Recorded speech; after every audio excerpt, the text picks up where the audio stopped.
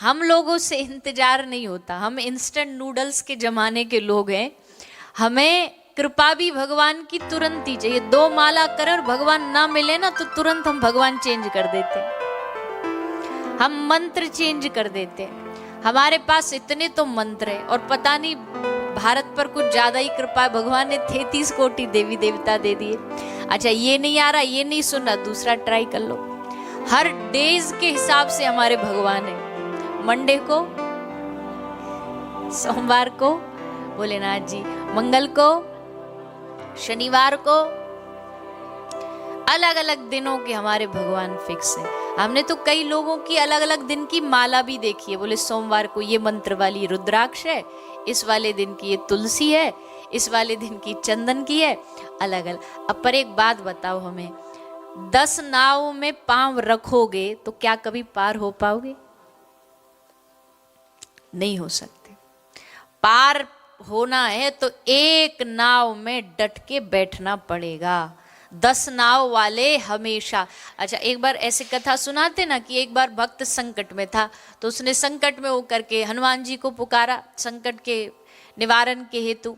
हनुमान जी ने बोला चलो जी भक्त हमें बुला रहा है, चलो रेडी हुए, गदा वदा अपना कंधे पे धरा, इतने चलने को तैयारी हुए, इतना वो हनुमान जी से सीधा शनि देवता अब शिफ्ट हो गया।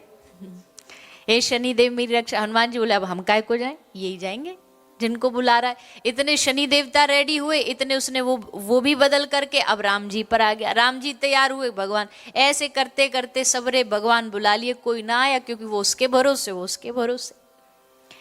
जब तक एक के प्रति हमारा अनुराग बढ़ ना जाएगा, एक के प्रति हमारा समर्पण ना हो जाएगा, उनके चरणों में छोड़ देना कि अब डूबे भी तो भी तू जाने और पार उतारना तो भी तू जाने, इसको कहते परम विश्वास, परम भरोसा। कि हम भागे ना, हम इधर उधर भटके ना, हमें एक को हम पकड़ करके रखे कि ये हमारे जीवन का है, कोई आए ना आए ये तो जरूर आएगा।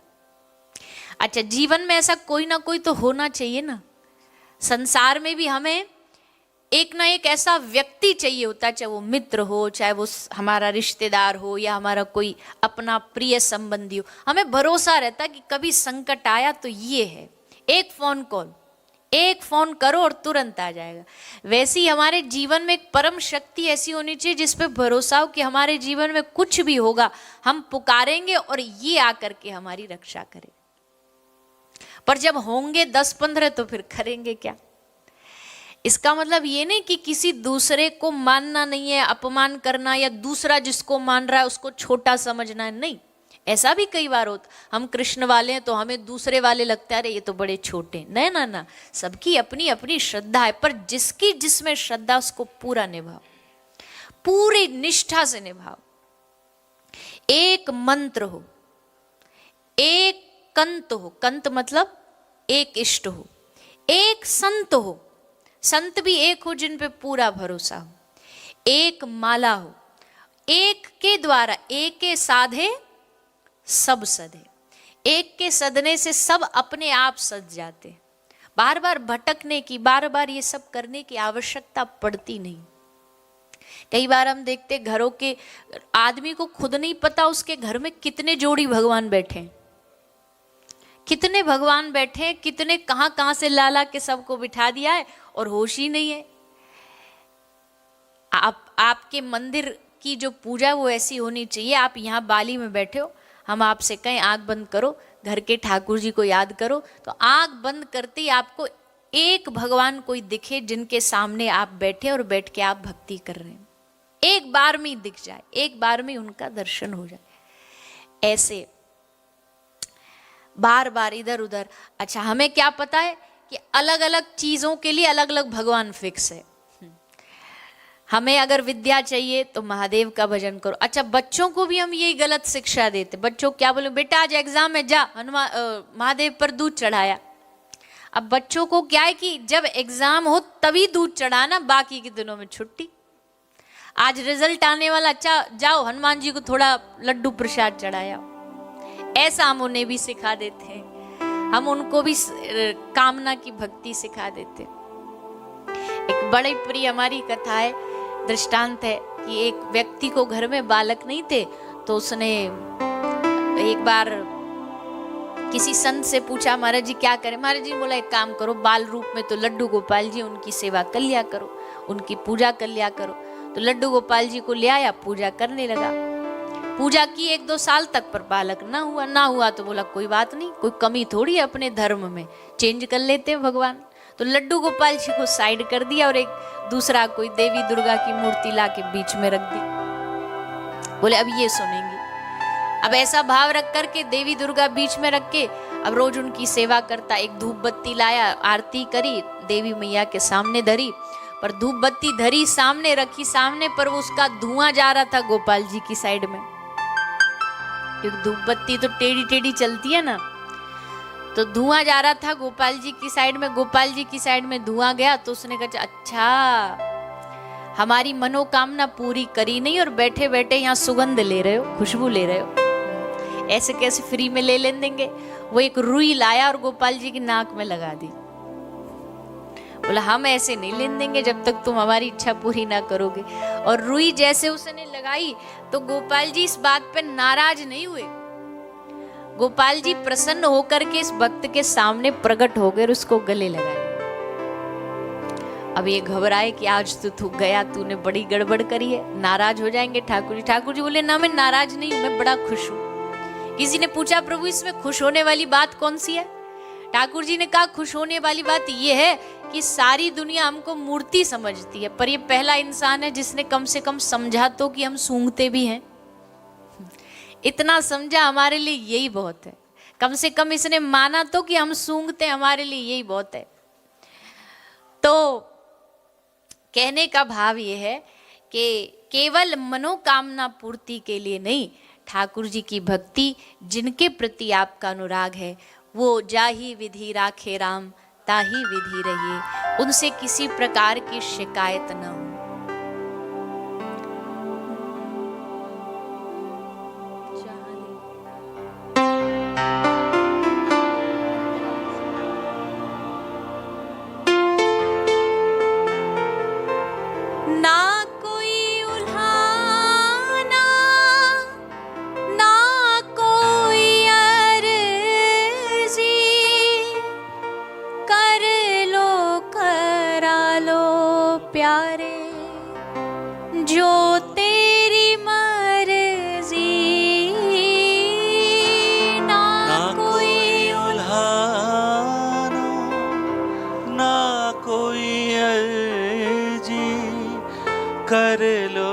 करा लो प्यारे, जो तेरी मर्जी। सहाओगे जो भी, सहाओगे जो भी, सहाओगे जो भी, सहाओगे जो भी, मैं खुशी से सहूंगा, जहाँ ले चलोगे वहीं मैं चलूंगा। जहाँ ले चलोगे वहीं मैं चलूंगा। जहाँ नाथ रख दोगे, जहाँ नाथ रख दोगे, जहाँ नाथ रख लोगे, जहाँ नाथ रख लोगे, वहीं मैं रहूंगा। जहाँ ले चलोगे वहीं मैं चलूंगा। जहाँ ले चलोगे वहीं मैं चलूंगा। तेरे फूलों से भी प्यार, तेरे कांटों से भी प्यार, तू जो भी देना चाहे दे दे मेरे करतार।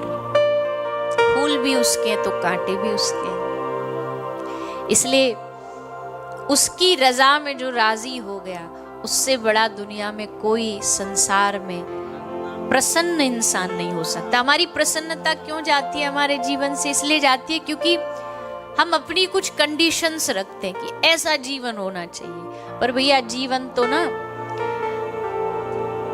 एक किसी ने बहुत सुंदर बात कही, जब तक वो हॉस्पिटल में एक मशीन होती है ना जिसमें हार्ट बीट ऐसे चलती रहती है, शायद ईसीजी बोलते हैं ना, हाँ ईसीजी, तो जब तक ईसीजी ऐसे अप डाउन चल रही है तब तक तो सब ठीक है। जैसे ही प्लेन लाइन हुई गया। तो जीवन भी जब तक ऐसे चल रहा है तब तक ही जिंदा है। अगर चाहते हो कि एकदम प्लेन चले तो फिर तो राधे राधे है। ऊपर नीचे चलने का प्रमाण जीवन का यही है कि हम जिंदा जीवित हैं। अंत में जाकर के तो सब खत्म होना ही है। इसलिए और इस संसार में आदमी सबसे बड़ा असंभव इम्पॉसिबल कार्य क्या है? असंभव ये नहीं है कि समुद्र पे पुल बना दिया, असंभव ये नहीं है कि जहाज उड़ रहे हैं। सबसे असंभव चीज है कोई आदमी ये चाहे कि उसके पूरे जीवन में किसी प्रकार का संकट ना आए। आएगा ही आएगा। जैसे आप समुद्र को पार करना चाहते हो तो कुछ छींटे तो गीले तो होंगे ही होंगे, वैसे इस संसार रूपी समुद्र को पार करना है तो इसमें दुख सुख के झोंके तो आएंगे ही आएंगे। हाँ, इतना जरूर है कि जिसने ठाकुर जी की चरण रूपी नाव को पकड़ रखा है वो हंसते हंसते संकट को भी पार कर लेगा प्रसन्नता से। बाकी संसार में किसी मंदिर चले जाओ, किसी गुरुद्वारे चले जाओ, किसी गुरु के द्वार पर चले जाओ, अब ये आशा से जा रहे हो कि ये हमारे संकट हर लेंगे, ये हमारे दुख हर लेंगे, तो ये संभव नहीं है। ऐसा आशा रख के जाओगे भी तो दुनिया में संत कम ठग ज्यादा मिलेंगे। किसी ने कह दिया तुमको कि इतने हजार का कुछ ये ताबीज बांध लो, ये अंगूठी पहन लो, ऐसा कर लो, वैसा कर लो, आप कर लोगे। ऐसा कर लो तुम्हारे दिन बदल जाए। आजकल लोग ना अपने कर्मों से कम घबराते हैं, बाकी दूसरी वस्तुओं से ज्यादा घबराते हैं। शनि टेढ़ा चल रहा है, राहु टेढ़ा चल रहा है, केतु टेढ़ा चल रहा है। हम कहते अरे भैया जा पे कन्हैया की सीधी नजर हो, वाकई दुनिया में कोई भी टेढ़ो चले वाको कछु ना बिगाड़ सके। एक बार श्री हनुमान जी को शनि देवता आए। तो शनि से तो सब डरते, शनि की टेढ़ी नजर से।